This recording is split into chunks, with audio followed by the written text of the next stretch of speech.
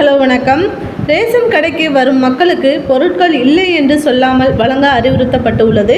கோடை வெயிலின் தாக்கத்திலிருந்து மக்களை பாதுகாக்க தமிழக அரசு பல்வேறு நடவடிக்கைகளையும் எடுத்து வருகிறது. அந்த வகையில் ரேஷன் கடைக்கு வரும் மக்களுக்கு பொருட்கள் இல்லை என்று சொல்லாமல் வழங்க அறிவுறுத்தப்பட்டுள்ளது. மேலும் பொருட்கள் இல்லை என்று அலைக்கழிக்கும் கடைகள் மீது புகார் அளிக்கலாம் எனவும் தமிழ்நாடு வாணிப கழகம் தெரிவித்துள்ளது. தமிழகத்தில் உள்ள ரேஷன் கடைகளில் அனைத்து பொருட்களையும் ஒரே தவணையாக வழங்க வேண்டும் என்று தமிழக அரசு ஏற்கனவே உத்தரவிட்டு உள்ளது. TNEPTS செயலி மூலம் கடைகளில் எவ்வளவு இருப்பு உள்ளது, நாம் எவ்வளவு பொருட்கள் வாங்கி உள்ளோம் என்பதை தெரிந்து கொள்ளலாம்.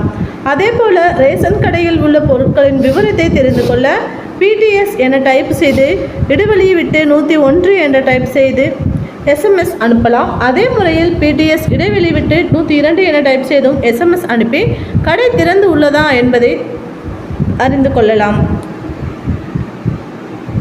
இந்த மாதிரி கவர்மெண்ட் சம்மந்தப்பட்ட அப்டேட் மற்றும் ரேஷன் கடை சம்மந்தப்பட்ட நியூஸ் உங்களுக்கு உடனுக்குடன் தெரிஞ்சுக்கணும் அப்படின்னா நம்மளோட சேனலை தொடர்ந்து வாட்ச் பண்ணுங்கள், சப்ஸ்கிரைப் பண்ணுங்கள். தேங்க்யூ.